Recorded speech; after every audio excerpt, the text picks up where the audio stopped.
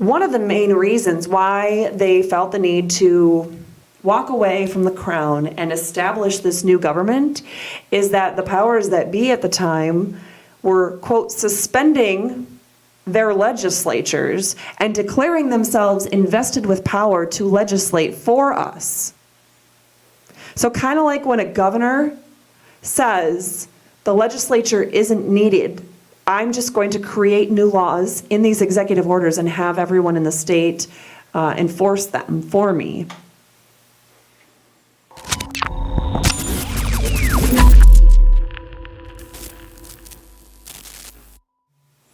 Hi, welcome to the Church Split. My name is Will, and today we're going to be talking about a highly controversial topic as of right now in our country. Many of you guys know the coronavirus has put the entire nation at a standstill and a freeze, but especially here in the state of Michigan, it is causing a lot of interesting waves. And today we have a very special guest with us. Her name is Katherine Henry. She is with Henry Law, and she is I don't know, I guess you study the Constitution quite a bit. So, and obviously you're an attorney, so you know the law pretty well. You talk about it a lot. And during this time, we've seen a lot of frustration with people. A lot of people are confused on what is lawful, what is not lawful, what can we do, what can't we do. And as Christians, myself being a pastor and many of the audience here being Christians, they're very confused on how to go about things as well. So real quick, would you just mind telling us a little bit about yourself and all that good jazz? Yeah, so I am... Well, I'm not good at podcasts. I can start with that. I am an attorney. I am a Christian, but I can tell you that I did not grow up a practicing Christian. I didn't really know what a lot of it meant, and I still don't know exactly. I'm very early in my faith walk. I would say I'm a Christian toddler, maybe a Christian kindergartner, but I am on that path, and I will graduate one day. But we all don't graduate for a long time, so you're fine. I mean, my parents, I believe, are both Christians, but I didn't grow up going to church. I didn't grow up studying Bible verses or knowing really who Jesus was or anything about what the Gospels, when people talk about the Gospels, I don't like, what's that? What's the Gospels? Any of those things. And so I also grew up in a very liberal home, liberal in the sense of, conservative or liberal, and just totally the opposite of, I guess, the viewpoint I have now. In fact, I'm a very stubborn person. I'm very opinionated. And it does not sound like an attorney. No. And it actually took... being married to my husband and having some very interesting, lively debates about a variety of things with religion and with politics that finally started to reveal to me things that I hadn't seen before. So I used to be very pro-life. I was very, liberal in probably any sense of the word. And so... I'm stubborn, so God used a lot of painful experiences in my life to make sure that I was put on the right track. And so, for example, I lost a baby in 2012, and it's still very emotional for me, but it was something that was the catalyst to me becoming pro-life and understanding how important it is that I work to further our country in the right direction in terms of something like that. Anyway, so the things I'm talking about now, it's not something, in terms of hearing you've always been drinking the conservative Kool-Aid type of phrase. I was never given the conservative Kool-Aid. So this is something that I have had to get to a point in my life. I mean, I went all through school, all through college, all through law school, as someone who was not conservative in the slightest and didn't understand it, and it was just a bunch of rich, angry white guys who wanted to control my life. That's what I always thought it was, at the Republican Party. So anyway, not that I'm proud of the Republican Party, I'm going to be honest. I'm proud of Americans who act like Americans. But at any rate, that's kind of, from where I was then to where I am now. And I thought I would always be a divorce attorney, quite frankly. I've done many, many, many divorce cases. And in recent years, I've put more emphasis on my work as a mediator, actually. So I've done mediation, all kinds of dispute resolution, restorative justice. I mediate in special ed cases and child protection cases and divorce cases and no fault insurance. I mean, you name it. And I started doing that work actually before I got my law degree even. So I've been focusing on that. And then when I wound down my general practice attorney work, started focusing more on constitutional law cases. So, and then this happened, and I had felt kind of lost for a while about what exactly God wanted me to do. And I tell you what, I am super blessed to see that with all this COVID-19 stuff happening, that from the beginning of April forward, I have definitely had strong callings and specific instructions from God about the next step that I needed to do.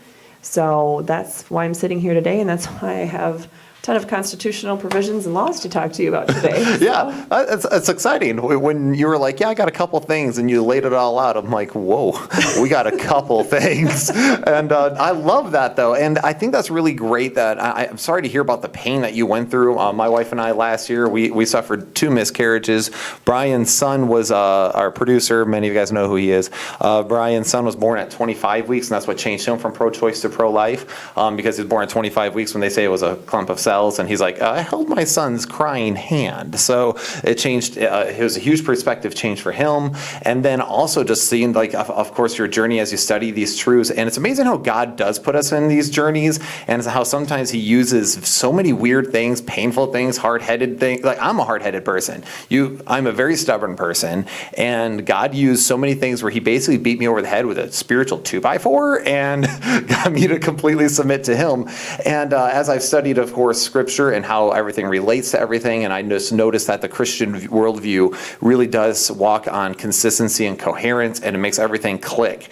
So, and of course, that's one of the things that makes the Constitution such a powerful document, is the fact that many of those Christian truths are within its very letters.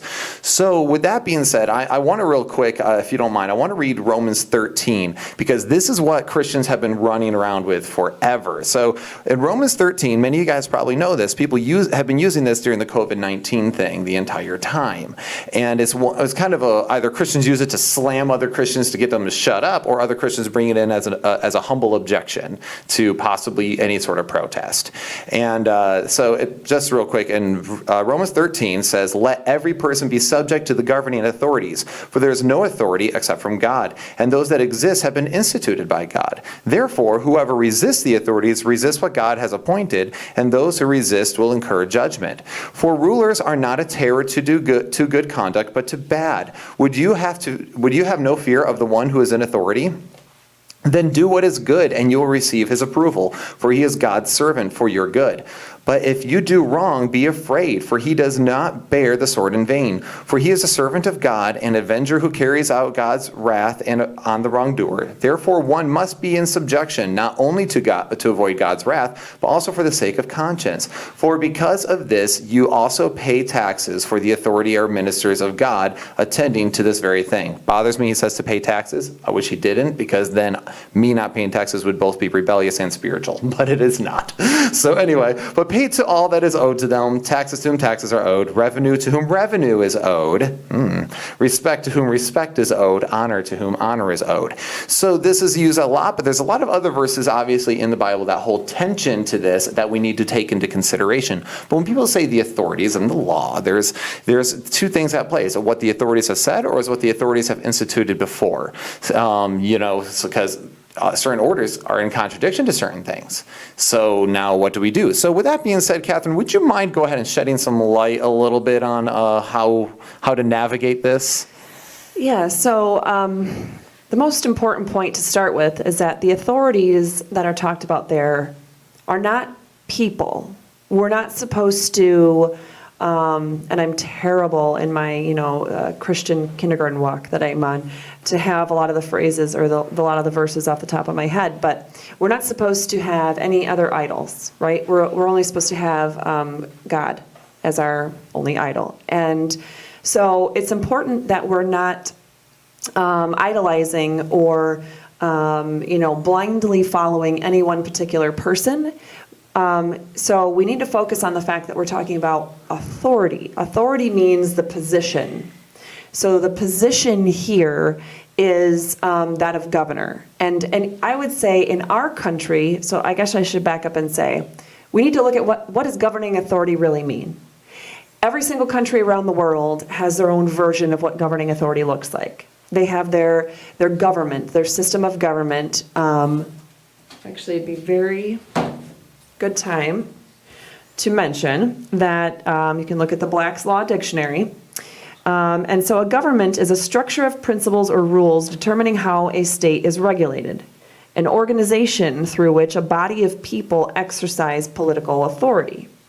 So there are dictatorships, there are oligarchies, there are monarchies, there are pure democracies, which are direct participation by all the members of the society, not through elected representatives. And then, of course, there's a republic, which is a system of government in which the people hold sovereign power and elect representatives who exercise that power.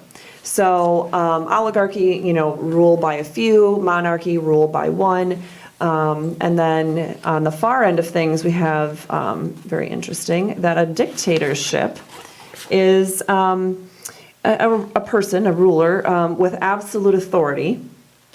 Interestingly enough, and it'll come up in a minute, Roman law talked about an absolute ruler would be appointed in an emergency situation for a term of 6 months only, unless the other powers that be reappointed that person with those emergency powers for 6 months. Something to keep in mind considering the debate we're having here in Michigan. So like I said, we here have a republic. It's guaranteed in Article 4, Section 4 of our U.S. Constitution. But essentially what it boils down to is that our government derives its powers from the consent of the governed, which is stated right in our very Declaration of Independence. And no, that's not just a really old document that we think fondly of from time to time and might have studied in high school. That is the essence of what our government is founded upon. It is a controlling document, whether you like it or not. And it is the very document that starts off by saying that we are all created equal. We are all endowed by our Creator with certain unalienable rights, that among these are life, liberty, and the pursuit of happiness, and that to secure these very rights, governments are instituted among men, deriving their just powers from the consent of the governed. So, and that's probably, written before Black's Law Dictionary ever came out, I'm guessing. I don't know when Black's Law came around. I'd assume. So, at any rate, we have authority is in the people. And the only way that government has the authority to act is if we have given them that authority through legal terms. So, in other words, Black's Law Dictionary defines authority as the power to act, the authority to act legally on another's behalf, legally. Okay, so how do you do that? Well, if you have a medical decision, you have a surgery coming up, and you're afraid that you might be too out of it to be able to make any decisions that might come up in the course of that treatment, you might create a medical power of attorney, a durable power of attorney for healthcare in Michigan is the other term, to list a particular person, your best friend Joe or something, to be able to make those decisions for you. He would have authority, legal authority, given that document, to make those decisions on your behalf or act on your behalf. Well, in our country, The main source of governmental authority is in our U.S. and Michigan constitutions. So each state has their own constitution. So we in Michigan have our Michigan Constitution. And the U.S. Constitution, of course, is the very document that came about many years ago, which again is just as important today as it was back then. And so we do have some additional authority that's been given to governing bodies or officers of the government through statutes, laws that were passed. But that authority can never be exercised if it is actually restrained by the very language of the Constitution itself. So basically, the Constitution serves as the guardrails. The Constitution, yeah, you can't, whatever you think you're going to do with a law, you can't do anything, create any law, enforce any law that blatantly violates the Constitution. So what's interesting is that in this particular situation, the governor derives her authority, the governor of Michigan derives her authority from the enumerated powers in Article 5 of our state constitution. Someone asked me during one of my recent Facebook Live videos, well, what does that really mean, enumerated powers? It means specific limited powers. They're enumerated, they're laid out specifically, and if it's not in there, she can't do it. So also, something to note is that our Constitution expressly prohibits our governor from creating laws. So Article 3, Section 2 talks about the fact that we have a separation of powers, but our separation of powers doctrine in Michigan goes even beyond what a lot of other states spell out. And it says that no person exercising the powers of one branch of government can at the same time then exercise the powers of another branch of government. And that's for any of the three branches, right? So you can't have a district court judge who normally handles misdemeanor cases and landlord-tenant issues, who is then somehow going to start exercising some quasi-legislative powers, or a legislator who is going to try to somehow exercise executive powers of enforcing the laws.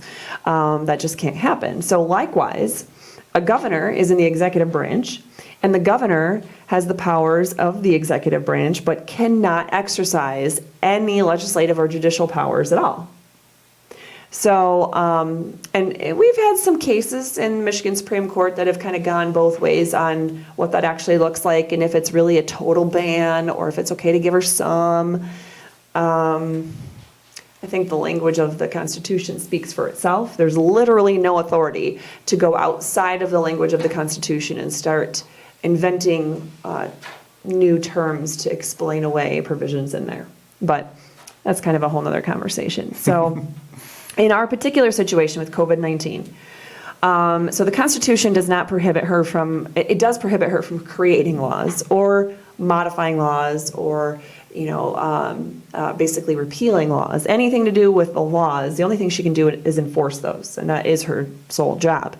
So she certainly can't create laws through executive orders that cover more than one subject. Article 4, Section 24 of our state constitution says that no laws can be passed where there is it's talking about more than one subject. So, for example, an executive order that has, a stay-at-home order that talks about the ability to sell cars, or the ability to buy and sell homes, or whether you can travel from one residence to another that you own, or whether you can eat at restaurants, or whether you can open your business, or whether you can participate in governmental functions, local city hall, city council meetings, or, the variety of topics that she's covered there's many. I don't think anybody would argue that they're singular topics, executive orders. And each one of them talks about a variety of topics that, again, if she wants to say they have the force and effect of law, she needs to recognize that our Constitution, Article 4, Section 24, says you can't have one law that covers more than one subject. So you can't have one executive order that covers more than one subject. Interesting is that she actually threw that in the face of the legislators when they tried to get her to sign on to Senate Bill 858 that they passed on April 30th. And that was one of the very things she stated in her press conference was, this is unconstitutional. I can't even sign it if I wanted it to, because it covers more than one topic. It violates our state constitution. Which is really funny, because all her other orders covered multiple grounds. I couldn't go on my boat for a while, but then also Sarah couldn't open her salon. So, and then she also got a cease and desist, so it's obviously being enforced as well. Yeah, oh yeah. So, in fact, that's another topic. But, our state constitution also prohibits any law from modifying a prior law without containing the whole text of that law as amended. So, in other words, you can't just have a new law in the books that says, this little piece of our laws about driving on freeways is we're going to put this in here, and it's changing this other piece. Like you can't make it confusing for people. Our Constitution, and that is Article 4, Section 25, says that you have to basically reprint or reproduce the entire text of the law that's amended, so it's one cohesive picture. And she didn't do that either. She didn't do that at all, ever. All of these laws that she's attempting to modify in these executive orders, she never even references the title of the act she's amending. She doesn't reference all the statute numbers, the MCL, whatever number.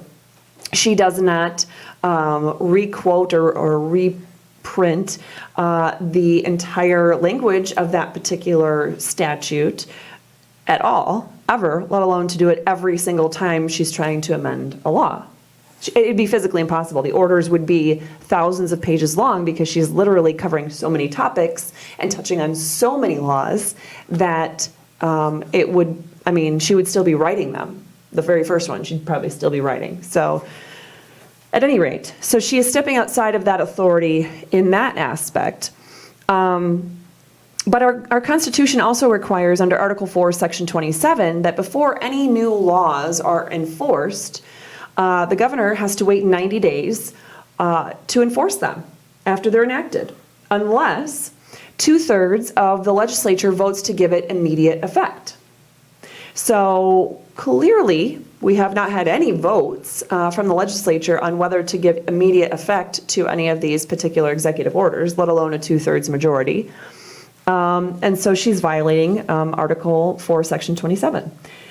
Interestingly enough, Article 4, Section 39 of our state constitution requires all of our state and local governmental operations to continue even in periods of emergency. Yet, all these stay-at-home orders say the local government is prohibited. Oh, you know what? Let me look for the language on that. I wasn't going to talk about that, but it's quite special. She shuts down all local government functions. I want to say it's maybe paragraph or Section 6, page 372 of one of these orders, I'm pretty sure.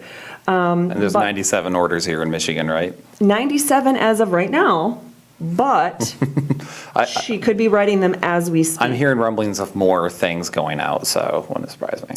Paragraph 7 used to be the paragraph of exceptions to the stay-at-home order. For some reason, it now reads as follows.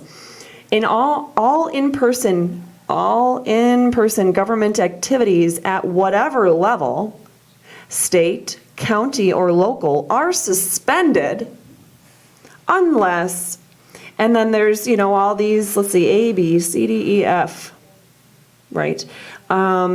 So let me just say, anything that starts off by saying, all in-person government activities at whatever level are suspended. Well, when you have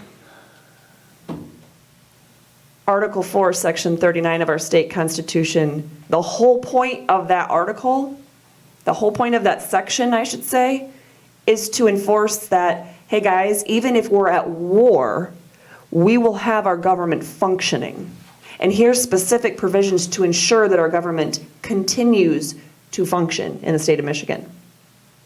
So, also, Article 11, Section 1 of our state constitution requires that all public officers, all, legislators, judges, law enforcement, school board members, local city council members, township trustees, governor, attorney general, all of them, have to swear an oath to support the U.S. and Michigan constitutions.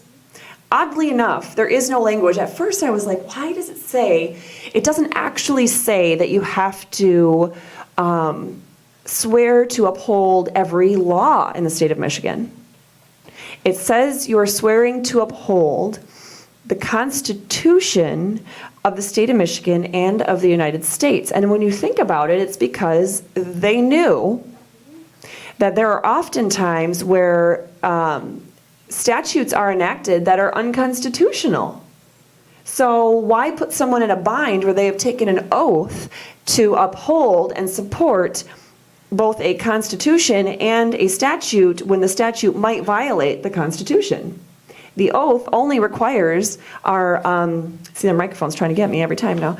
I know the pain. The Constitution, or the oath only requires them to uphold the U.S. and Michigan Constitution for that very reason. So any governor, police officer, anyone else that's trying to enforce these executive orders are in many ways violating our Constitution, and they're acting outside of the scope of their governmental authority. They're actually violating the law too, but let's just keep it super simple. And the authority that they get is derived from the Constitution. So they are literally in the role of government authority, but they are acting outside of the scope of that governmental authority by violating the very provisions of our Constitution meant to restrain improper government behavior. So that's where I tell people, look at Romans 13:7, which my version I think would have been a NIV 84, but maybe not. Probably. It's probably an NIV 84 is the most popular translation. It is usually my favorite one, but I don't know for sure. I didn't write it down here. So Romans 13:7 tells us to give everyone what you owe him. And then it tells, if you owe taxes, pay taxes. If if you owe someone respect, give them respect.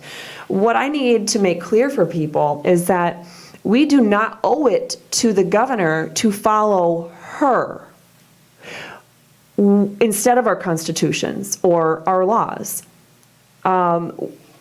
We have a government, we the people established our governments based on our state and federal constitutions. So we actually owe it to each other to follow the constitutions. Those documents are the very foundation of the government authority to do anything in our country at any level. So when someone is feeling that the Bible tells them you can never go against what the government is doing, we need to remember it's not the people. It's not even necessarily the positions. I mean, for the most part it is. But if the position is somehow set up in a way to violate the terms of the Constitution, then I would say the position itself doesn't have proper authority. So we need to pay that respect to and follow the constitutions, because that is the source of the governing authority here in the United States and certainly in Michigan. But I would also say people need to remember Isaiah 1:17. We're told we need to seek justice and rebuke the oppressor.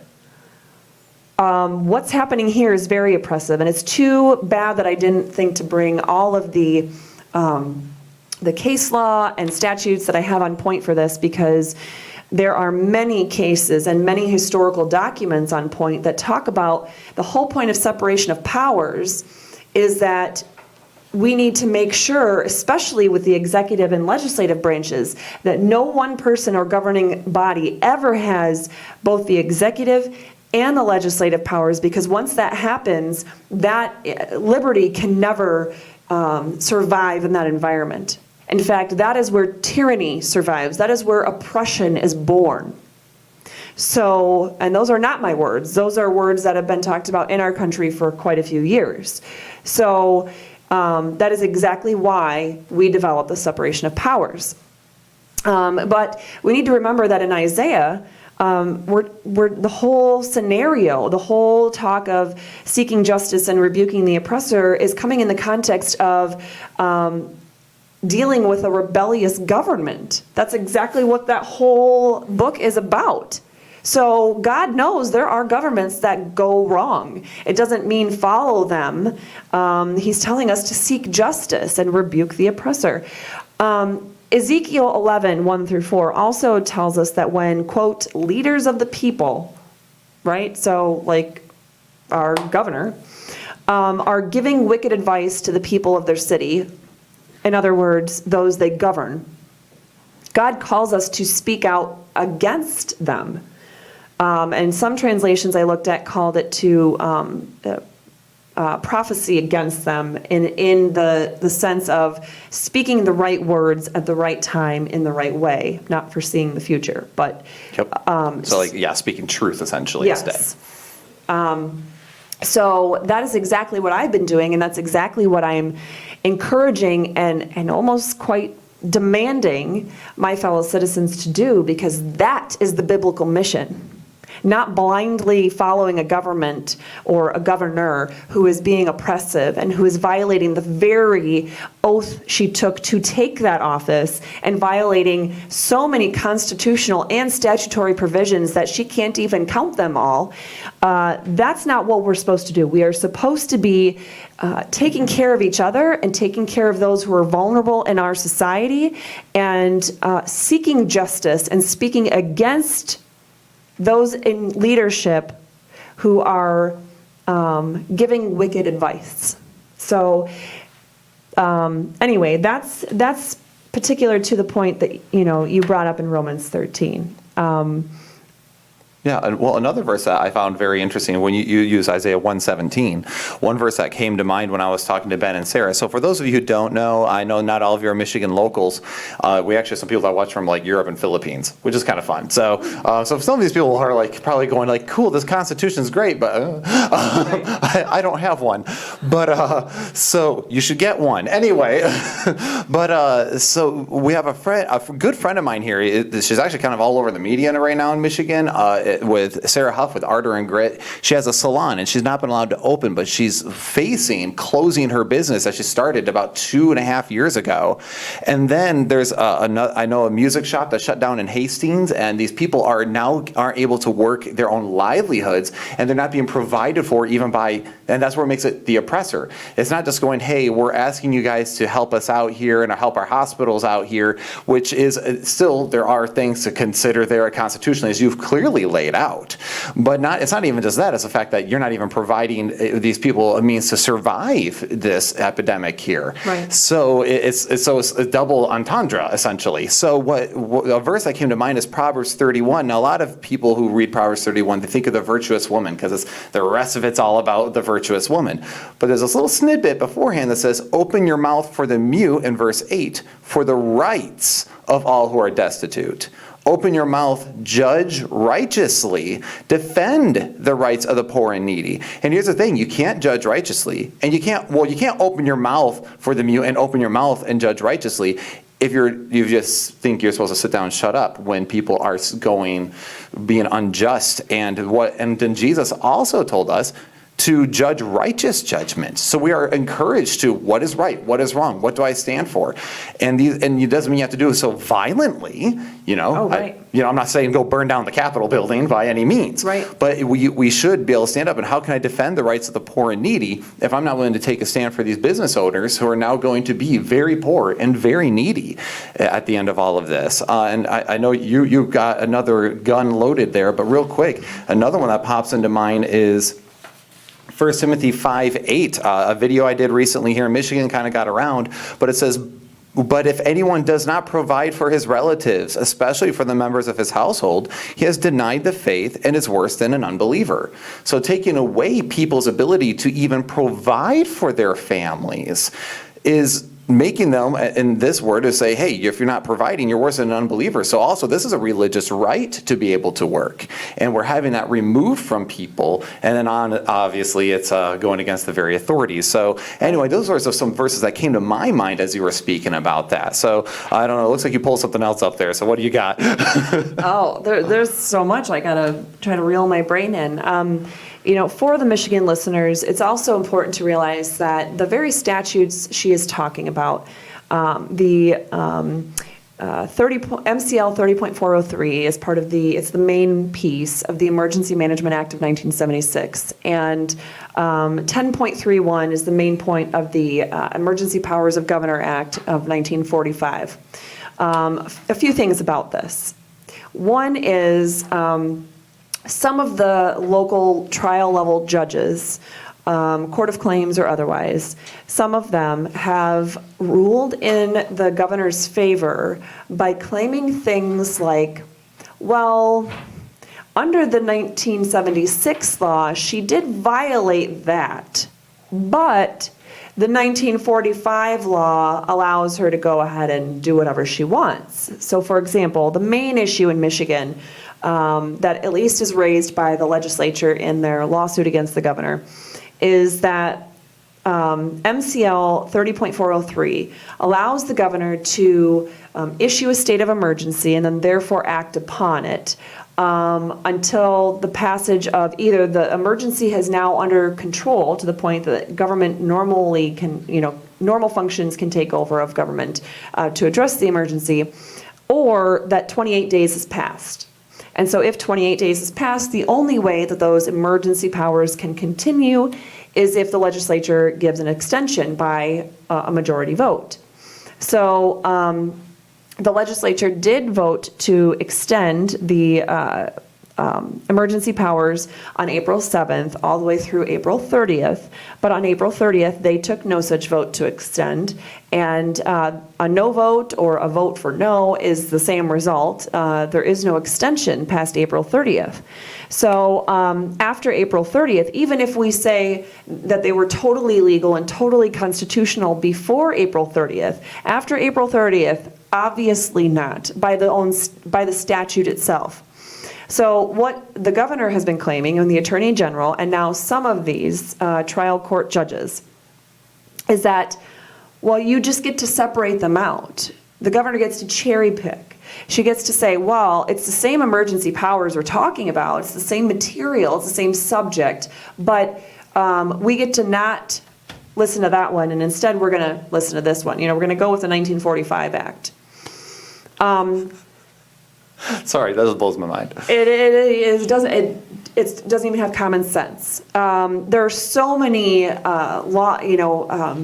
Supreme Court, Court of Appeals cases on point that say, nope, if it's the same subject, the laws must be read together. There's also case law on point that says, if you have two that are the same subject, but maybe they are contradicting in some way, you go with the newer one, not the older one, which is the opposite of what they did here. There's also case law on point that says if you do have one that, there's any kind of contradiction, then you go with the one that is more specific, not the one that's more general.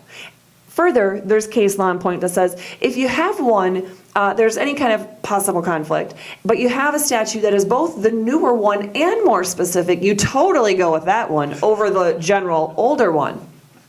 So here, what we have is a 1945 Act, which is not as specific, and it's older. Look at the context. It is within the whole chapter 10 of our laws, deals with the governor's powers to do anything. So that particular act is only 3 statutes, and it's probably in totality maybe like 12 sentences between all 3 statutes.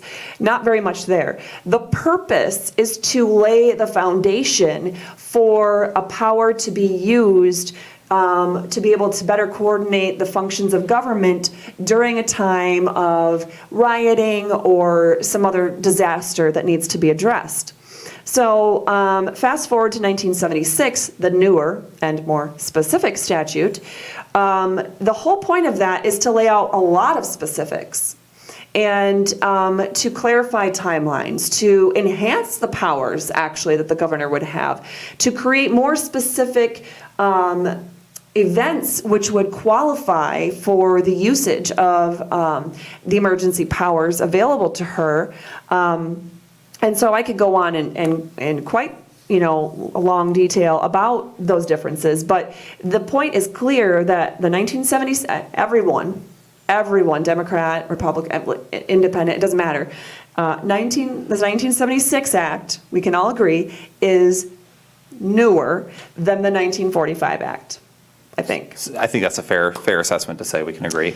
And when you have the 1945 Act is literally 10.31, 10.32, 10.33, and has maybe 12 sentences.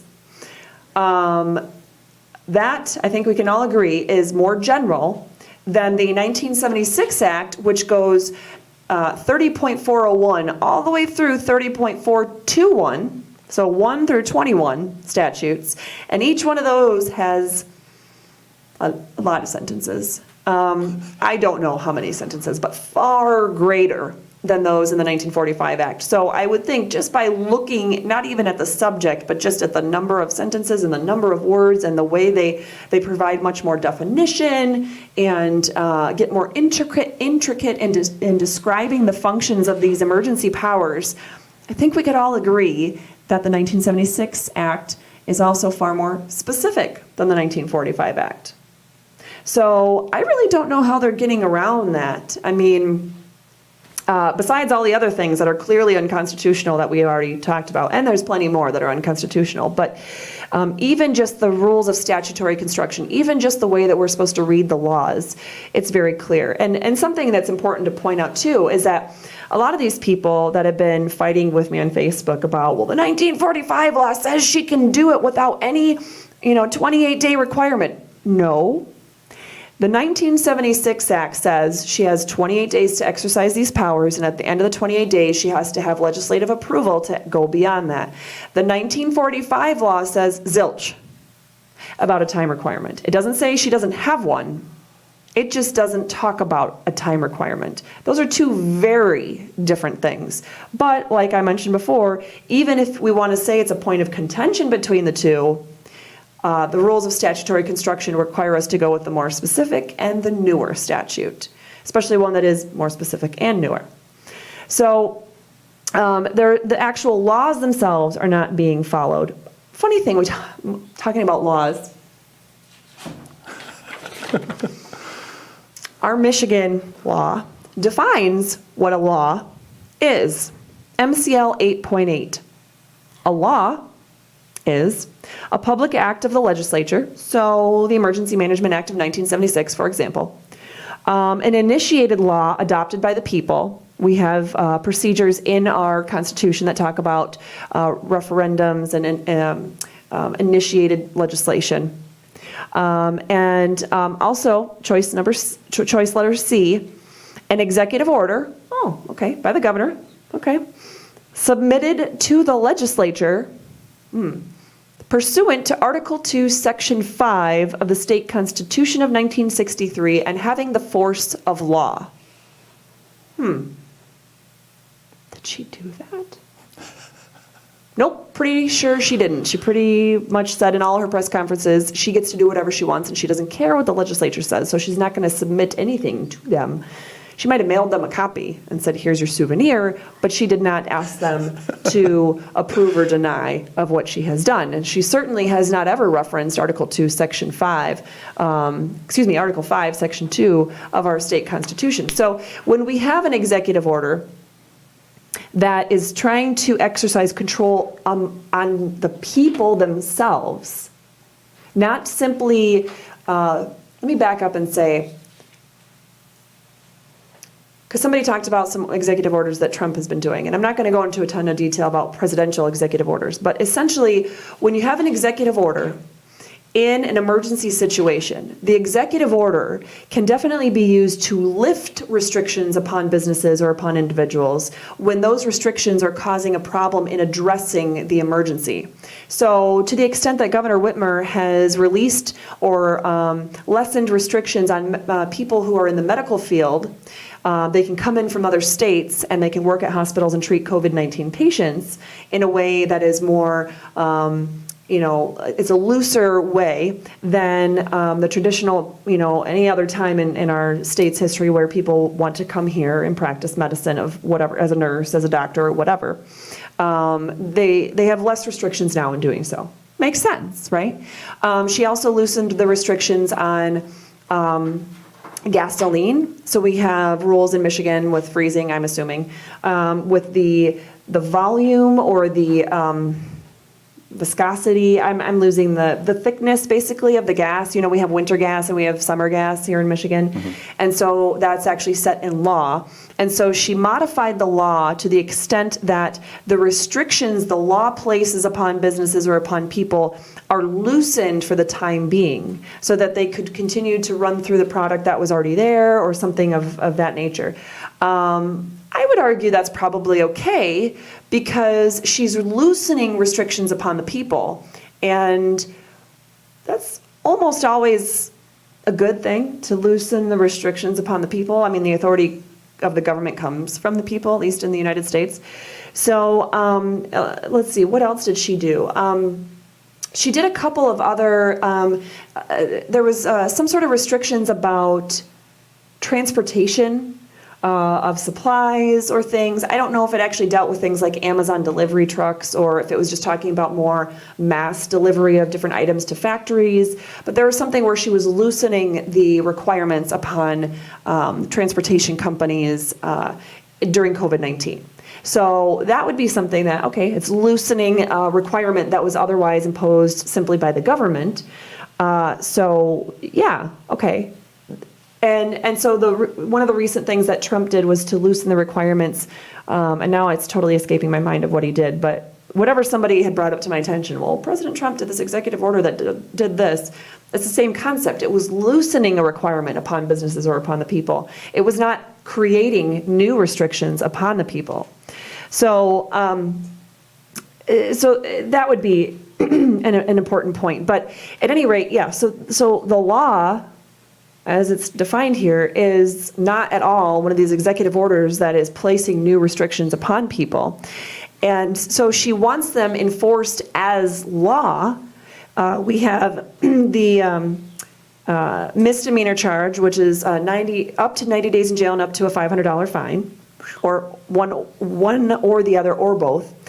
And additionally, and this is a whole nother ball of wax I'd have to get into at some other time, but the $1,000 civil infraction tickets that we've been hearing about, like those that were issued to all of the, I believe that's what was issued to the hairstylists at the Capitol haircutting on the lawn 2 days ago. Yep, it was. Sarah got one, so. So the civil infraction tickets and the licensing consequences. So for example, a restaurant or bar who opens now is being threatened with having their liquor license taken away, or a barber or hairstylist is being threatened with having their barber's or cosmetology license taken away. Those two things, the civil infraction and the licensing issue, have no authority in the Emergency Management Act or the Emergency Powers of Governor Act at all. In fact, they're not even in the executive orders. Go figure. What are they in?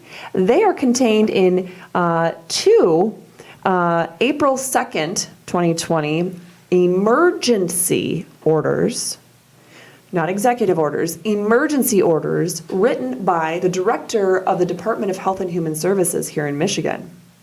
And then the second order, that one, the governor signed at the bottom in concurrence with the director of the Department of Health and Human Services.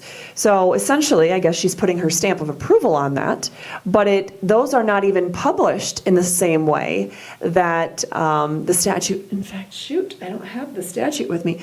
The statute, the Emergency Powers of Governor Act and the Emergency Management Act talk about that you have to essentially publish for the people in a particular place where these executive orders would be, these emergency power executive orders. And so those two orders, they're not on there because they're not her executive orders, although she's claiming that she's concurring with them and therefore trying to give them some sort of power. Anyway, interestingly enough, it is a misdemeanor, but it's also now this civil infraction and this licensing violation consequence. If you violate any of the executive orders or even the 200 plus frequently asked questions section of michigan.gov/coronavirus. Who knew?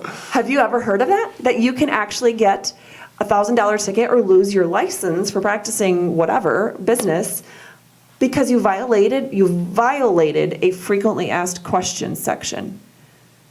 It doesn't even sound correct grammatically to say that. How can you violate a frequently asked questions section?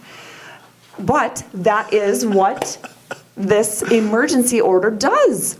And why? Why did they do this? They decided to do this because they felt they needed additional, what is that word?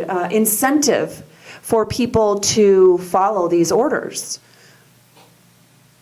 Okay, well, guess what? Our laws don't actually work that way. Certainly the governor is never allowed to declare when things are crimes or, a variety of other things like this. So anyway, those are just some additional nuances. But I mentioned separation of powers earlier, and so I just wanted to give people context. So I talked about Article 3, Section 2 in our state constitution. And basically, all these times I'm mentioning Constitution, it's our state constitution here in Michigan. I will try to be very purposeful when I say a provision of the U.S. Constitution. Okay. But Article 4, Section 1 gives the legislative power, the power to make laws, to the legislature. Article 5, Section 1 gives the power to enforce the laws and be in the executive branch to the governor. And Article 6, Section 1 of our state constitution gives judicial powers to the courts. Wow. So it doesn't actually just say in Article 3, Section 2, it actually continues in a variety of sections of our state constitution to spell out who gets which powers. Also important to this concept of this is government by the people, right? This is government that has the authority based on the consent of the governed. So that whole concept is embodied throughout our state constitution, throughout our state laws. So we have Freedom of Information Act. Most people know what that means. We have the Open Meetings Act. By the way, in case you didn't know, the governor in these executive orders actually set aside most of the provisions of the Freedom of Information Act and the Open Meetings Act. Doesn't surprise.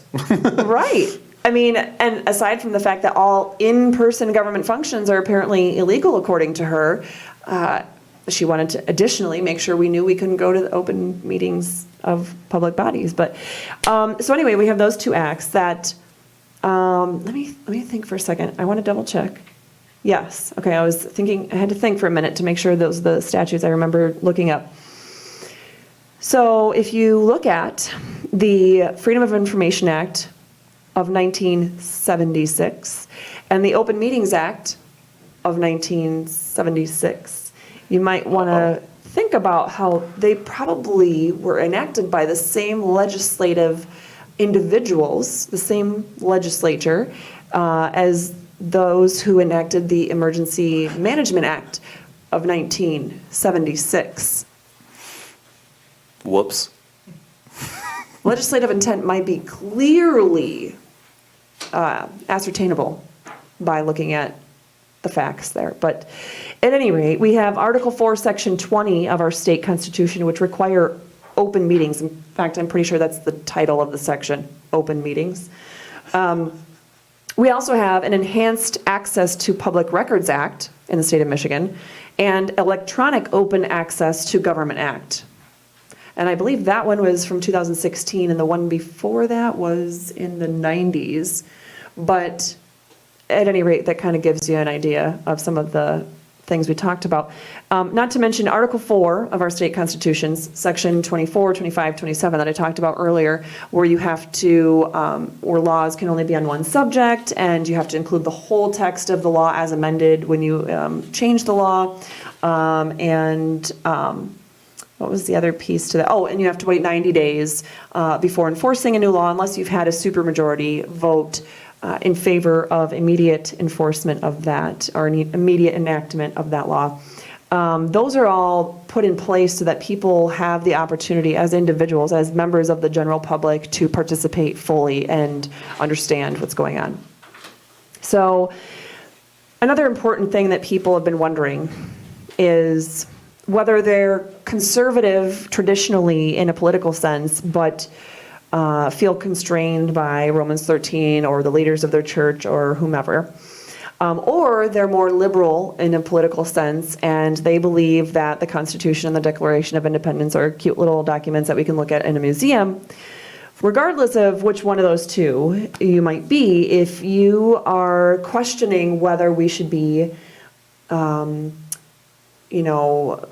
really fighting these executive orders and all these other things being done based on those, I want you to think about what this means in times of emergency. So people have been saying, okay, even if we have all these provisions in the Constitution, in our laws, whatever, those things can get set aside in times of emergency. Wow.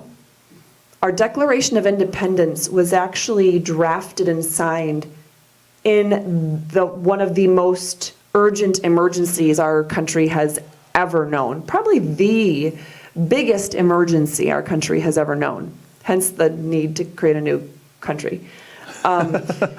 So we've also had a variety of things from plagues and viruses and smallpox. I mean, we've had a variety of things that are considered of an epidemic type of proportion.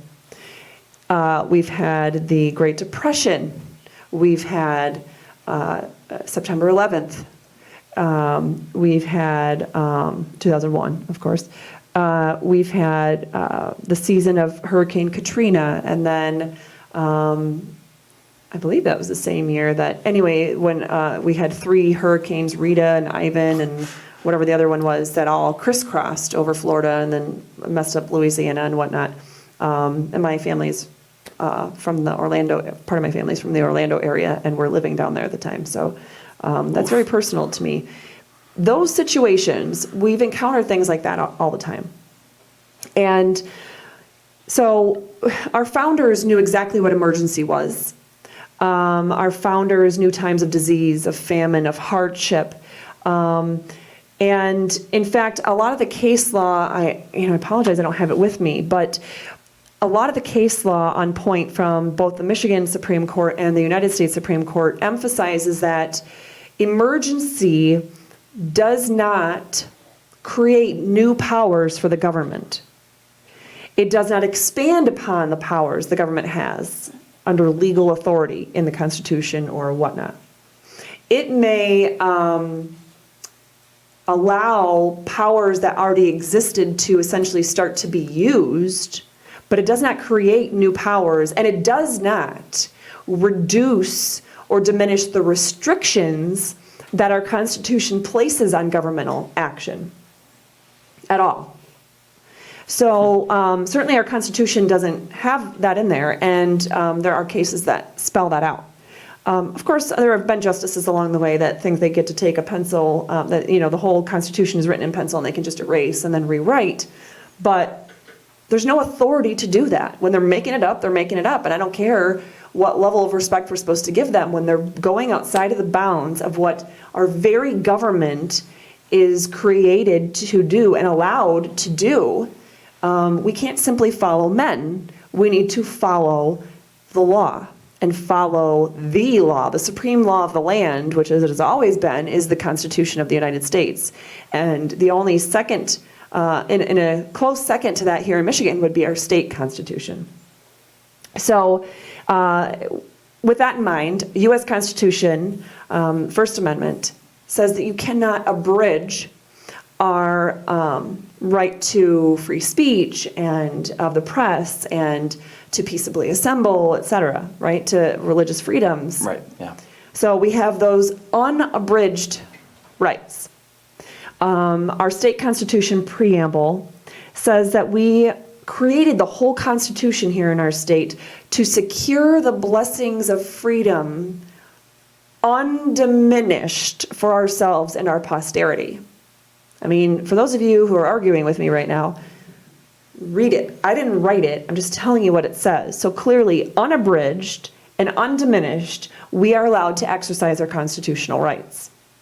That means even in time of emergency.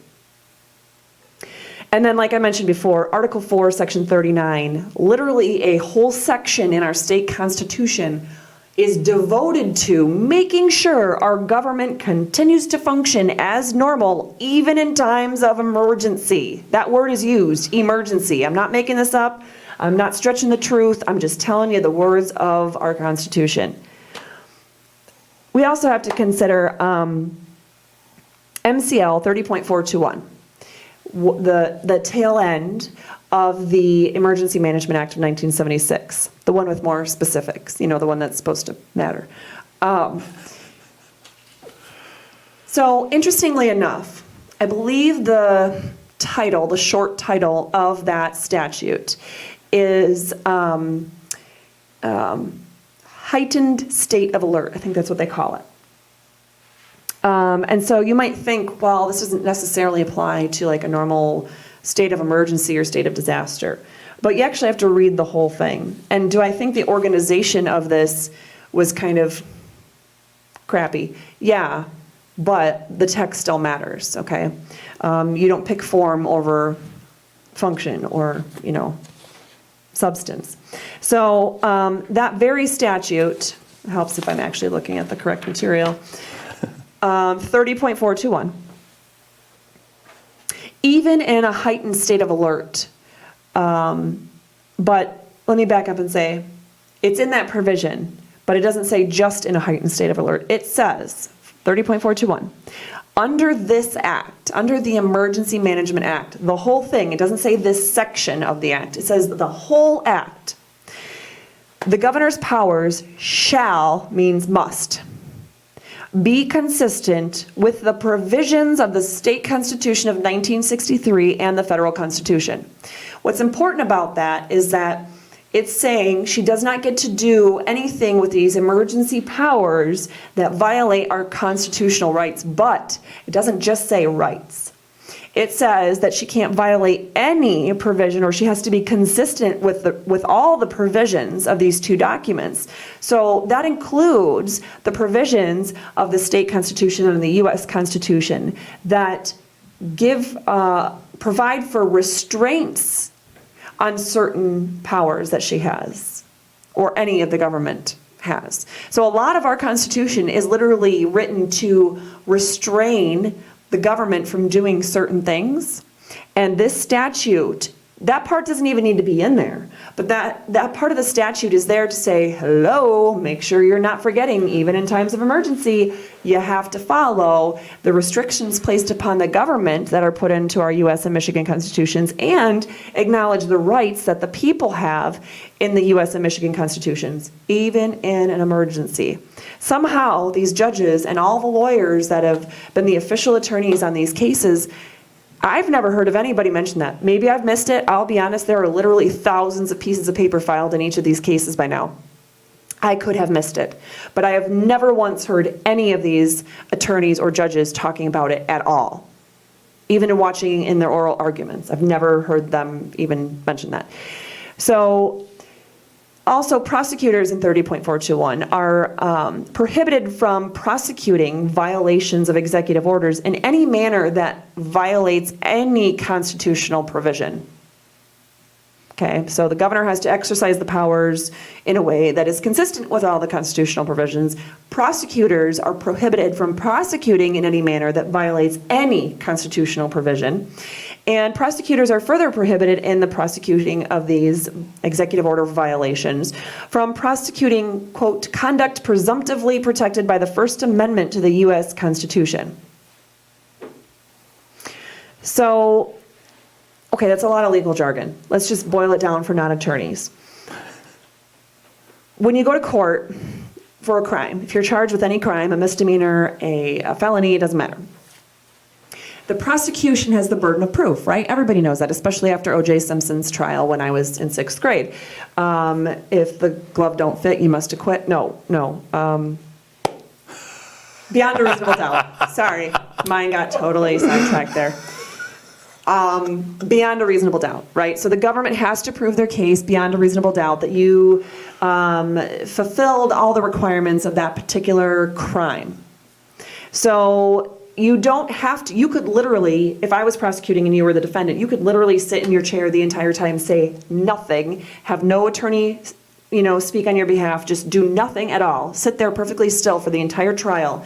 And if the government's case was still so terrible that they did not prove beyond a reasonable doubt that you committed the crime, then you would have to be found not guilty, okay? Obviously, that's not how smart people pursue their own defense, right? They need to show, no, oh my gosh, I'm innocent, oh my gosh, I'm innocent. So, the thing is, though, if you do want to assert a defense, there are certain things like affirmative defenses and whatnot that you have to, as the defendant then, bear the burden of proof upon asserting such a defense, okay?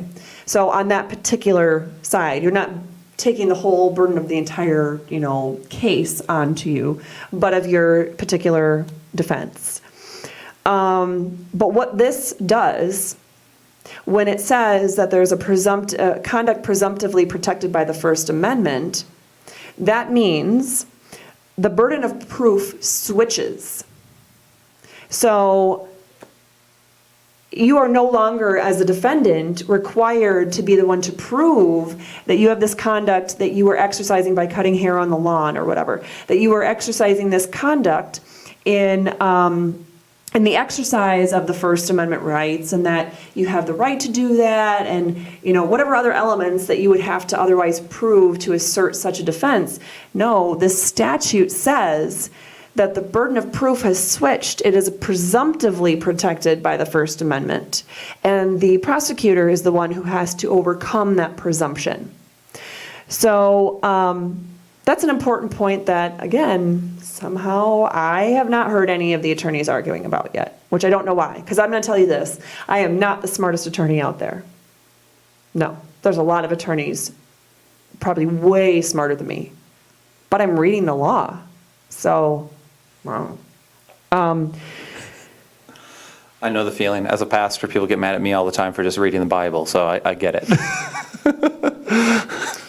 And that's a whole nother podcast too. That is a whole nother podcast. So the important point here, though, is all these provisions I just talked about in 30.421 are, they're not carve-outs for certain individual behaviors. You may do this. You may do this. No, they're not carve-outs for individual behaviors.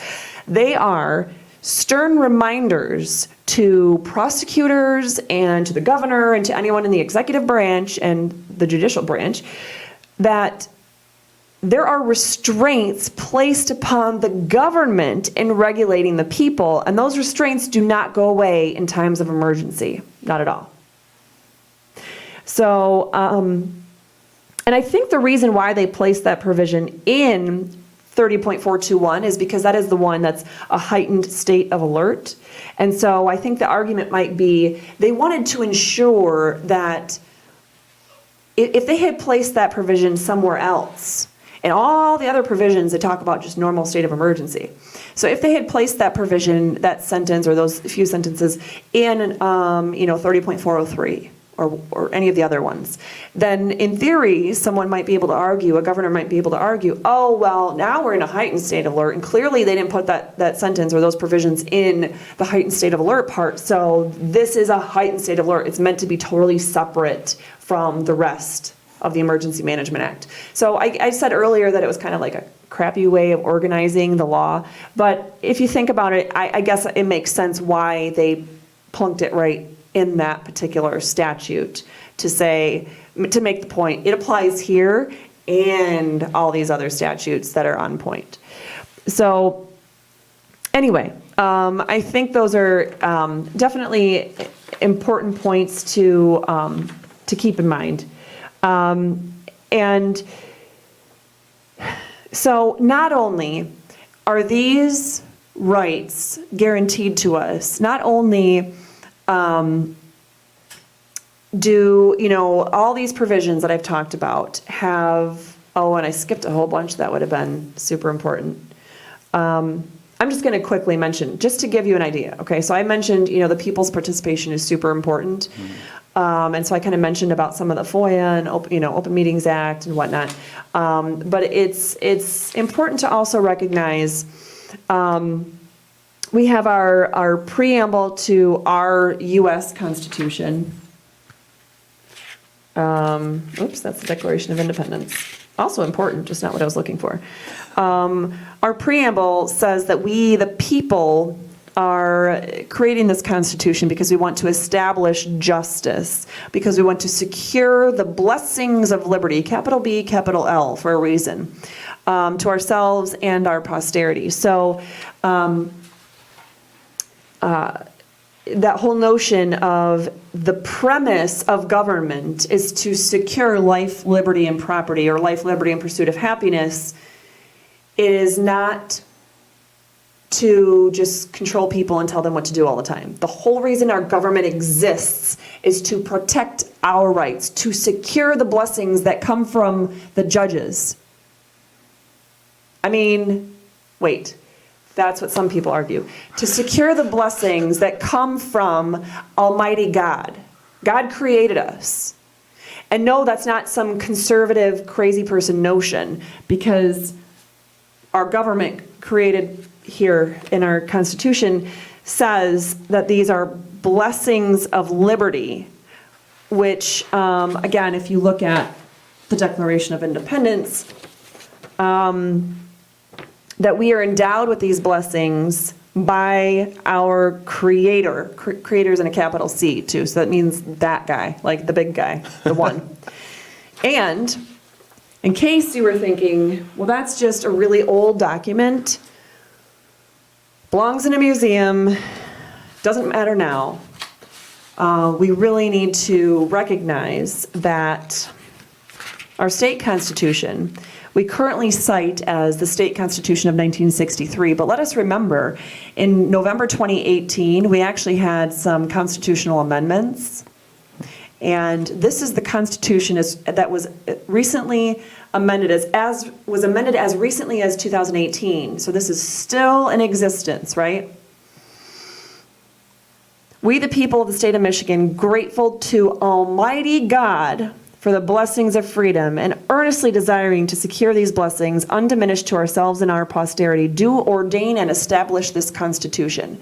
So you can call me a crazy conservative person, but that's the very language of the Constitution, because it is the very premise of everything that comes after it. God gave us our blessings of liberty. The government does not get to just randomly take them away, doesn't get to do it in times of emergency or when things are just tough or when people are dying. That's just not how it works. And obviously we have things like in our U.S. Constitution, we have the 5th Amendment and the 14th Amendment, the due process clauses. You are not allowed to be denied life, liberty, or property without the due process of law. Similarly, we have Article 1, Section 17 of our state constitution, which has the same exact wording. You're not allowed to be deprived of life, liberty, or property without due process of law. We have the 10th Amendment, which specifically, it says any powers we did not give to the federal government, they still exist, but it's not ones that the federal government just gets to claim later. No, those powers either belong to the people or to the states. So, and also we have constitutional provisions that clearly say any of the rights that we're talking about that are not specifically identified in either the Michigan or the U.S. constitutions are not necessarily lost because they weren't mentioned in the constitutions. No, they're still reserved. These are just the ones we've chosen to tell you about at this time, essentially is what the documents say. So all these things go to that point of the power is inherent in the people. We also have things, though, like of a logistical nature. Article 2, Section 8 provides for a whole process of recalls. Article 2, Section 9 talks about referendums and initiatives to change the law started by the people themselves. I believe it's Article 12, Section 2 that talks about, I have the Constitution. My bad. I should probably just look at it. Article 12, Section 2. I was right. That's great. Provisions for amending the Constitution by petition and vote of the electors, meaning people like me. So it doesn't just say the government gets to change the Constitution. No, it says the people get to change the Constitution. And even if the legislative body was going to propose amendments to the Constitution, the second part of that still has to be voted on by the people. So we have that in there. We also have, like I mentioned earlier, Article 4, Section 20 that talks about open meetings. Article 5, Section 10 is the process for removing officers of the executive branch. Article 5, Section 30 provides term limits for those serving in the executive branch. Article 4, Section 54 is what provides term limits for legislators. Article, forgot my Roman numerals, I think that's a 6. Article 6, Section 2 provides term limits for our Supreme Court justices here in Michigan. Article 6, Section 9 is the term limits for Court of Appeals judges, and Section 12 is the term limits for circuit court judges. Article 16 provides the term limits for probate judges. Hopefully I said section on all those. There were not articles. Section 2, Section 9, Section 12, Section 16. And Article 6, Section 25, it provides for a process to remove judges if need be. So, and Article 11, Section 7 provides for an impeachment process for civil officers with great detail. So we need to be cognizant of the fact that these are several constitutional provisions in place here in Michigan because we wanted to reinforce this is our government. This is not Gretchen Whitmer's government. This is not an oligarchy where it's Gretchen and it's Dana Nessel and it's, I can't even remember his name, but the director of the Department of Health and Human Services here or a few of these judges. No, this is our government. All of our government, and we have a contract that cannot just be ignored. It has to be followed. It's the whole basis of them to act on our behalf in the first place. Also, it's a little interesting. I don't remember if I said it because I've talked your ear off enough as it is today, but in the Declaration of Independence, it talks about one of the main reasons why they felt the need to walk away from the crown and establish this new government is that the powers that be at the time were, quote, suspending their legislatures and declaring themselves invested with power to legislate for us. So kind of like when a governor says the legislature isn't needed, I'm just going to create new laws in these executive orders and have everyone in the state enforce them for me. I'm glad it's not on radio because, I don't even have necessarily sounds to make in response to that other than whatever that facial expression was that I just came up with. So, super important to kind of close this whole philosophy out. So, the oath of office, like I mentioned earlier, that every public official has to take here in Michigan is that they will enforce the laws of the Constitution of the United States and the Constitution of the state of Michigan. Does not say they will enforce the laws because sometimes we create laws that shouldn't be created because some of these other processes are not followed.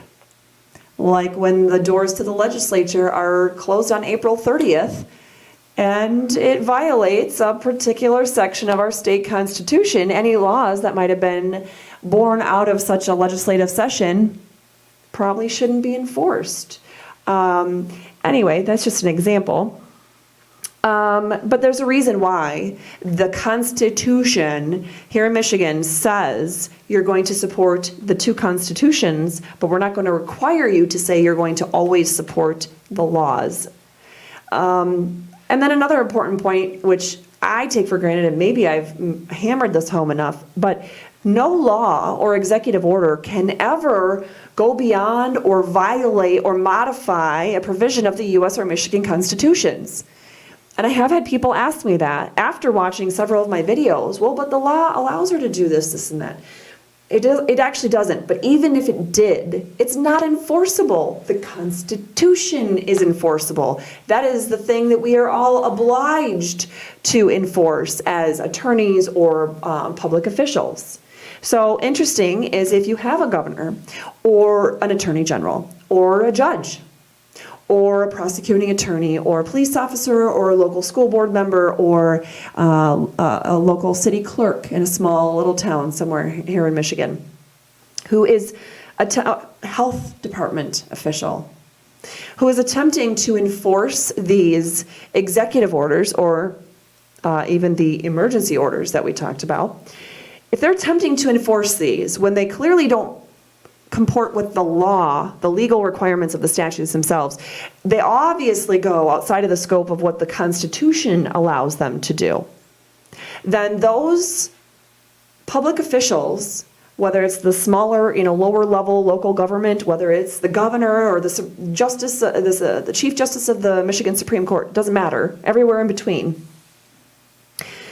These individuals they're acting outside of the scope of that governmental authority. So what does that mean? Well, that means as a Christian, Romans 13 says, don't follow them. That is not seeking justice. That is not rebuking oppression. That is not giving to them what they are owed. It is certainly not giving your fellow citizens what they are owed. But also it means that they are committing malicious prosecution, which is both a civil and a criminal thing here in Michigan. And I don't have the statute, it's 600, actually, yes I do. The statute for malicious prosecution here in Michigan is MCL 600.2907. A case law on point for the common law action for civil liability is a case that I actually can't say. Drouillard, D-R-O-U-I-L-L-A-R-D versus Metropolitan Life Insurance Company, which is a case from the Michigan Court of Appeals in 1981. So anyway, we have that. It's also abuse of process. That is a common law thing. It's basically saying you get to sue someone. So, we could sue the governor of the state of Michigan for creating these executive orders that are violating our rights. Also, there are two federal statutes on point.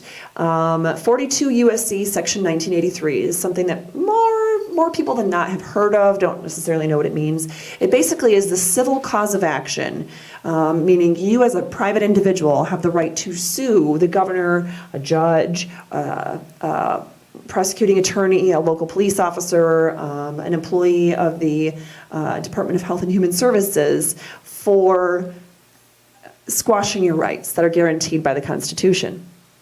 Then there's 18 U.S.C. Section 241, which makes it a crime for them to do that. A crime. Uh-oh. Which is punishable in normal circumstances of up to 10 years in prison. But if it has led to a serious injury specifically defined in the statute or a death, then you can get life in prison or even have the death penalty. So for those people that have contacted me yesterday, for example, when I was at the rally or the Freedom Festival in Newaygo, and several individuals actually came up to me to talk to me about loved ones who were trapped in nursing homes under these executive orders are being kept away from their family members, and family members cannot go in and check on them to make sure that they are being properly cared for, that they are receiving their medications, that they are receiving regular screenings and physical therapy and occupational therapy and that they're being fed and bathed properly and everything else, that there's actually been situations where people have died because of the lack of care they're receiving, or the poor care that they're receiving in nursing homes now. So that would be a death caused from the deprivation of these rights. Federal law, not Catherine Henry, federal law says that is not only a crime, because it's done, and I'll be honest, the statute talks about conspiracy that leads to these things. Clearly, this is not one person. I mean, there's no way we could ever say this is one person. This is at least the governor and the attorney general. Okay, so it's at least two people right there, so that's already a conspiracy doing this. But we have all the local officials that we've talked about as well. Anyway, so if you have someone in a nursing home who has died because of the poor care they're receiving now during COVID-19, because the family members are no longer able to go in and check on the care that they're receiving, that would be punishable of life in prison or death, the death penalty, under federal statutes. Wow. So this is serious. This is a reason why I've been going around to all these festivals and rallies and speaking in front of thousands of people every single time, because this is a matter of life and death. This isn't just about supporting our local businesses. I mean, I'm a small business owner. I totally get it. I've had to sacrifice making any kind of money through my law firm through this whole period of time because my mediations were put on hold and normal court proceedings are put on hold, or they're done by Zoom, which that's a whole different podcast.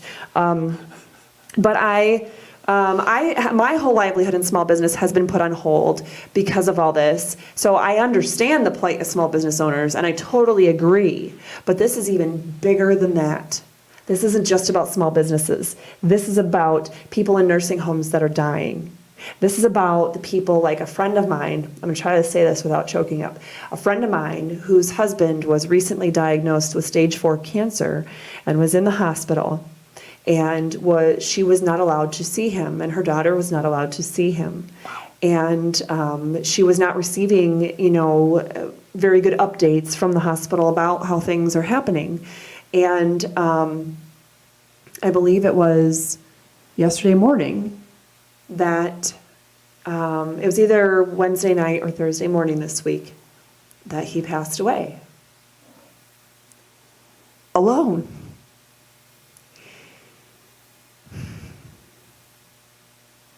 This is not just about wanting a haircut. This is not just about wanting your business to not have to permanently fold. It is about those things, but it's so much bigger than those things. This is about the very freedoms that are given to us by God, not the government, not the judges, not the governor.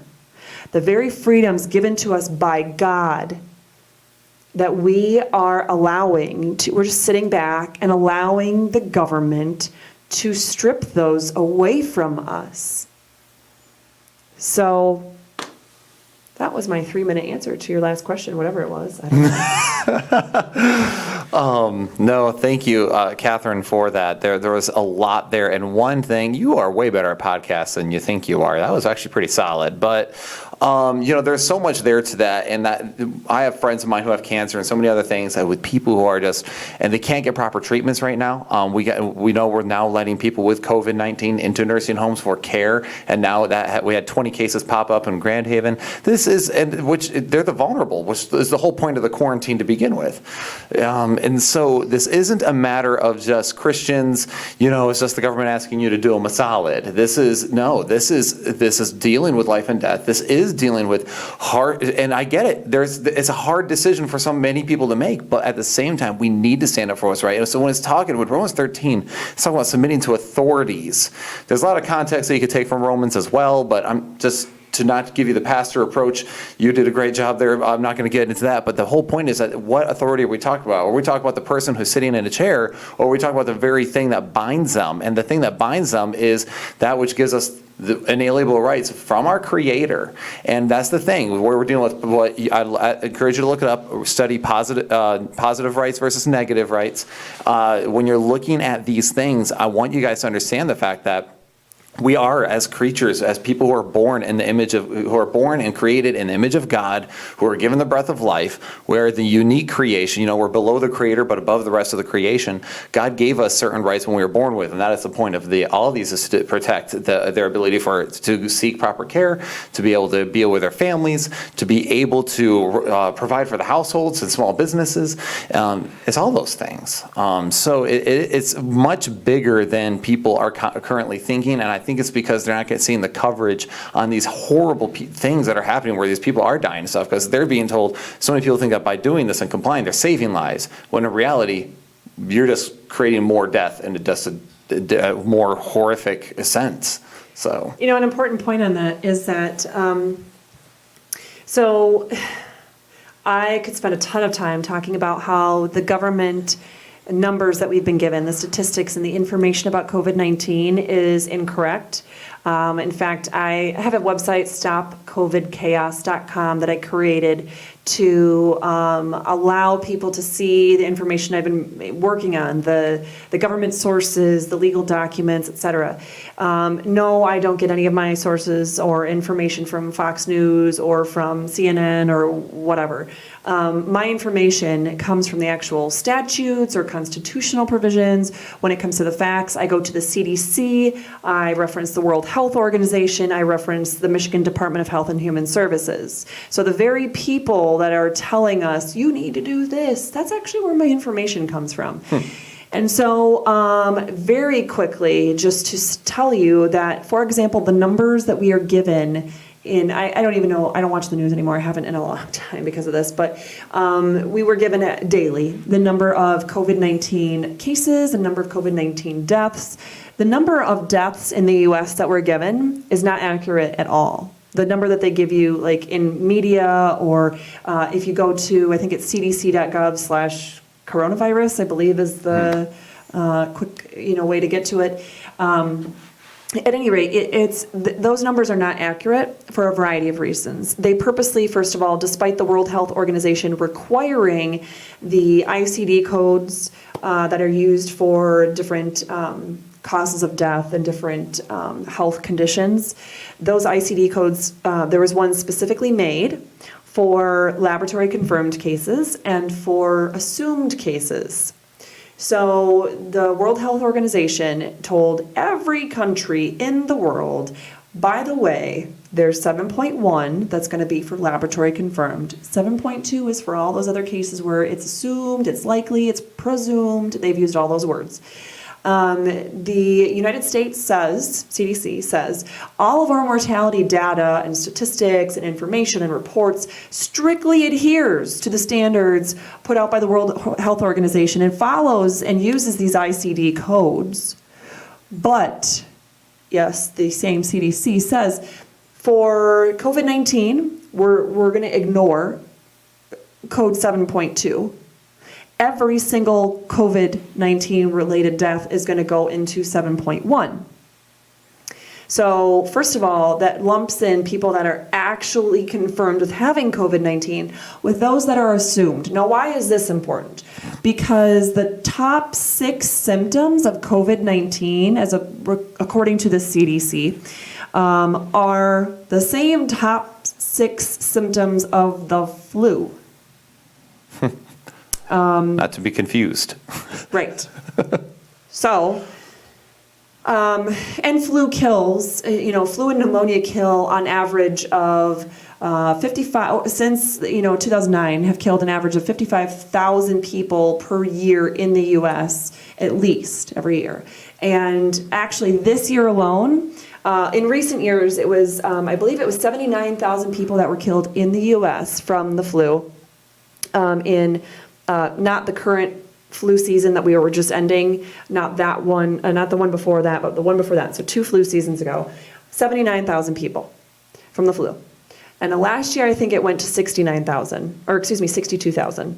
But this year, they actually, they look at Australia's flu season, which starts 6 months before us and just kind of migrates.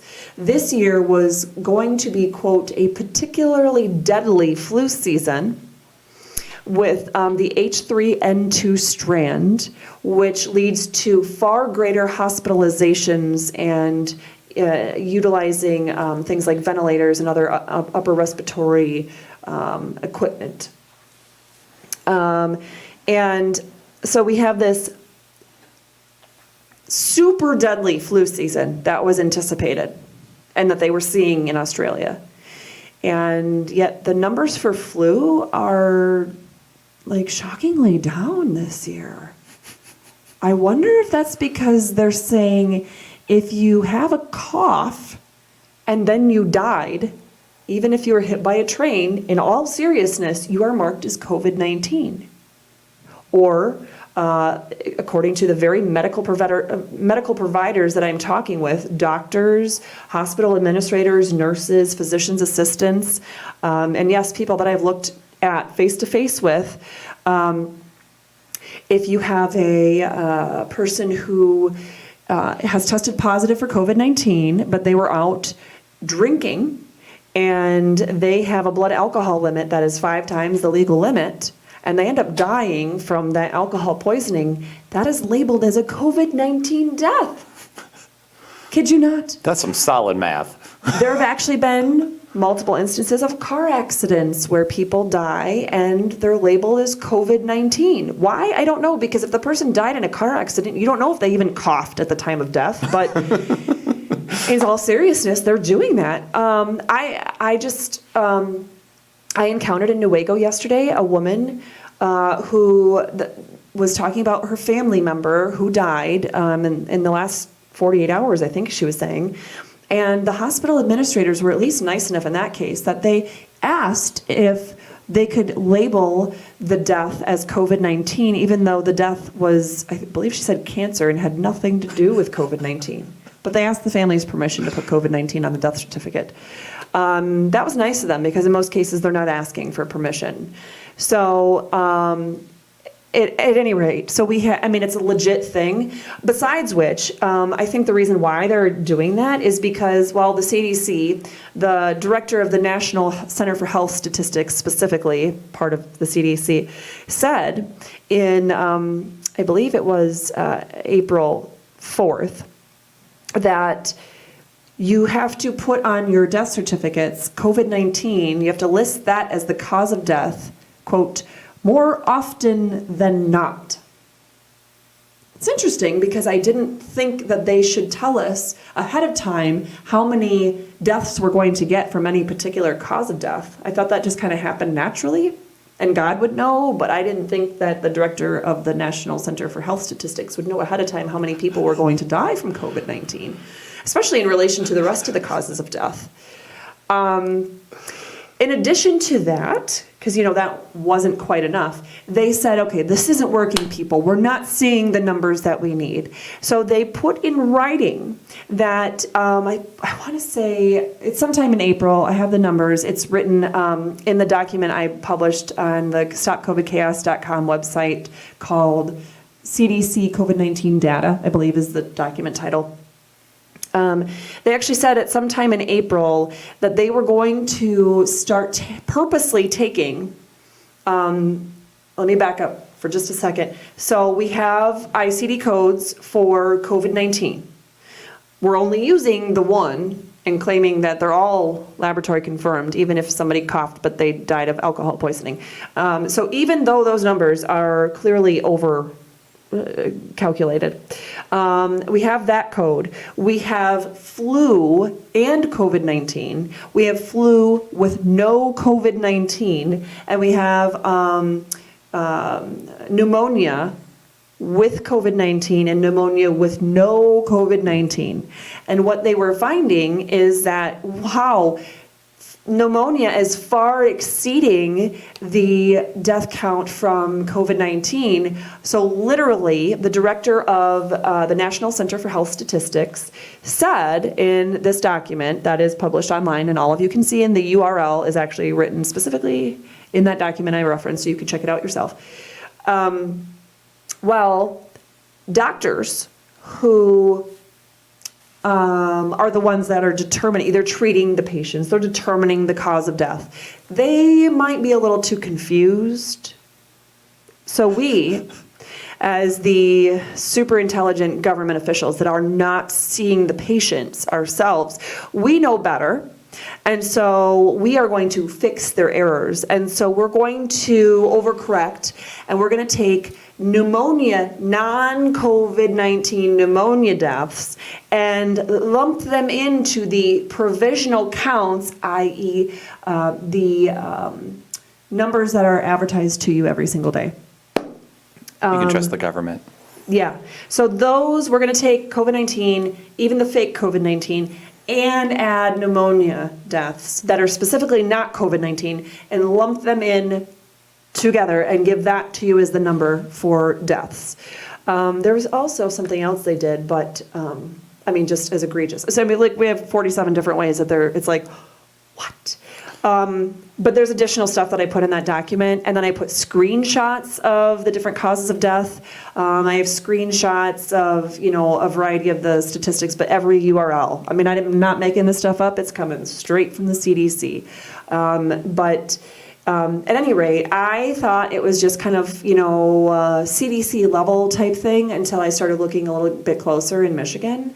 And the Michigan Department of Health and Human Services website basically gives you the same information. So they lump COVID-19 7.2 deaths with 7.1, just all call it laboratory confirmed, even if it's not confirmed in the slightest, and it's just based on the fact that they might have coughed while they were in the presence of another human, so they have COVID-19. So the Michigan Department of Health and Human Services confirms that, but Michigan Department of Health and Human Services, if you look at their death counts, mind you, it is the death certificates are actually sent to the Michigan Department of Health and Human Services, right? They're not sent to michigan.gov. I mean, they're not sent to the, executive branch in general, to Governor Whitmer's office. They're sent to the health department. And so what they say is that, I haven't looked up the numbers very recently. I have to look at them more clearly, but the numbers reported for deaths there are far lower than COVID-19 deaths reported on michigan.gov. Or, in other words, the number of deaths reported during the press conferences with Dr. Janae Caldoun, the expert who knows everything, and our Governor Whitmer. So, I mean, I'm just getting my numbers and my data from them. The funny thing is, I did have somebody point out to me once, well, but do you think maybe the numbers are lower on the Michigan Department of Health and Human Services website because it says in certain situations the death certificates can take a few weeks or whatever to get entered or whatever, to get to the department? Let's think about that for a minute. If the death certificate that certifies the cause of death has not made it to the government office, how are we then calling those deaths COVID-19 deaths and adding them into the Michigan.gov numbers that we share in press conferences every day? Aren't we basing our information off of the data of, I don't know. Is that clear enough? Yeah, absolutely. Hard to confirm the thing that you haven't received yet. So we're just going to grab random numbers and then throw them on there and say, well, this many more people died from COVID-19 now. So at any rate, so I don't know what you even said that made me think of that, but to the point of like, it's for safety. And it's for, these stay-at-home orders, we're going to do the government a solid, right? I think was the phrase that you used. So the thing is, the U.S. Department of Homeland Security actually came out a few weeks ago and said, by the way, did I bring that with me? I don't think I did. They actually came out and said, heat, direct sunlight, or humidity, that those were like tested separately. Why it was the Department of Homeland Security doing these tests, anyway, I don't even know. But they were testing that and they found that heat, direct sunlight, or humidity, when tested separately, each decreased, or basically they killed the virus and they killed it quickly. So when you have a bunch of people, especially in summer months, all congregating and getting together, you're going to have heat and you're going to have humidity. You're going to have people sweating and perspiring, and you're going to, so those would kill the virus more than people being in cold, sterile environments by themselves. Literally, I mean, those are not my words, those are from the government. And on Sunday, the U.S.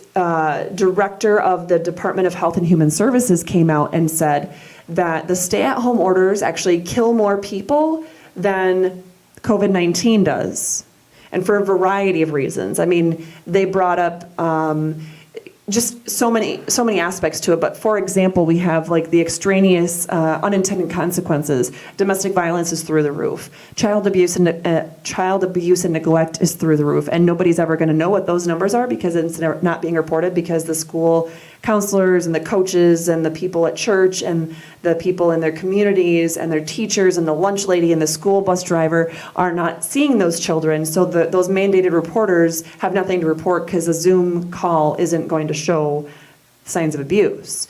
Besides which, students aren't required to do a Zoom call, so they could be skipping those if they do ever have a bruise across the whole front of their face. At any rate, so you have instances of suicide and mental health issues that are obviously skyrocketing right now because of this. In fact, oh shoot, I forgot the name of that government agency. An additional federal government agency executive, a different branch.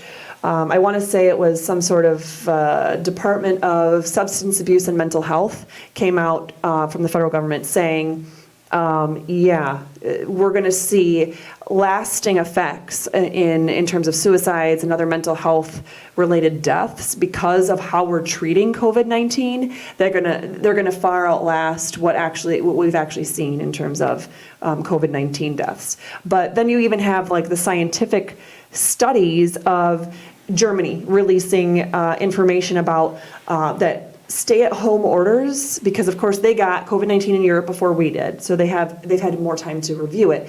COVID-19 stay-at-home orders actually scientifically do not stop the virus from spreading. They don't stop the virus from killing people. It actually ends up, because of a variety of reasons, more people can actually die from stay-at-home orders than from just being out and living life as normal. As normal. In fact, we even saw that in New York. So I don't know if you guys saw that the New York governor, who's a Democrat, who loves his stay-at-home orders and still thinks they're super awesome in keeping people safe, came out and said, well, this new second mini wave we've had of cases, it's been really concerning. So we did this study and we were figuring out where it came from. And it's a real bummer that I don't have the actual language right in front of me because it's very crystal clear. He said that the people, he essentially shut down the whole state, right? Really shut down the state.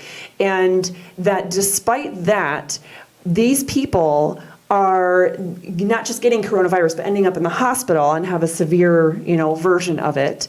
But he's finding that they are primarily older. They are primarily of a minority. They're primarily, I forgot some of the other conditions that he was talking about. The interesting thing, though, is that 83% of them are either retired or unemployed and not leaving their home or socializing in any way. And then some people have said, well, yeah, but they have the subway system and they have, mass public transit like we've never even seen here. Well, funny thing is, only 4% of those people that are in now with this, 4% were utilizing public transportation in New York. 96% of them were not. So we have all the other implications. We have, the science about how it transmits. We have the issues about the numbers are just wrong. We have the issues about, the science behind how the stay-at-home orders don't work. I haven't even touched on the obvious things that we've been hearing about herd immunity and how, things like that are, we're able to help our community by being out, and if we're asymptomatic or we have very few symptoms, we're able to go out there and help our fellow people by being that wall, that barrier, because once it gets to someone who is not able to, you've already had it, and you have those immunities to it, then you are stopping that virus. It can no longer go beyond you and transmit to another person. So at any rate, there's just the science, the logic, the law, none of it says that we can or should have stay-at-home orders or any of these other wearing mask requirements or socially distancing requirements, like none of that. Oh, yeah. And that's exactly why I've been looking into it too. The more I've studied it, the more I've peeled back the layers. As a pastor, I closed my church at first. Well, no, we stayed open a week, and then we closed down for like a couple, and then because I was waiting for good data. And then as I started seeing that wasn't good data coming, it was actually very bad data. Then I was like, okay, we're opening back up. Of course, they never came for me. But then when they went after my friend, I was like, this is a real problem. So. But anyway, I really appreciate you coming on, because I think there's a lot of information here that is going to help clarify for a lot of people. And I wanted to be able to create a way, when I heard you speak the other day, I was like, I want to create a way to where we can link what you just said very easily in a decent quality environment. And I know, you have your daughter's over there. She's been so good this whole time, and I really appreciate it. I don't know where she's at. She may be tuckered out at this point, just clonked. So if anyone heard anything, just so you know, that's that. And my wife's upstairs. We're quarantined. What do you want? Anyway, but thank you so much for Katherine for coming on. And again, guys, this is Katherine Henry with Henry Law, and she's obviously done her homework. So anyway, thank you guys for tuning in. My name is Will. This is Katherine, and this has been The Church Split.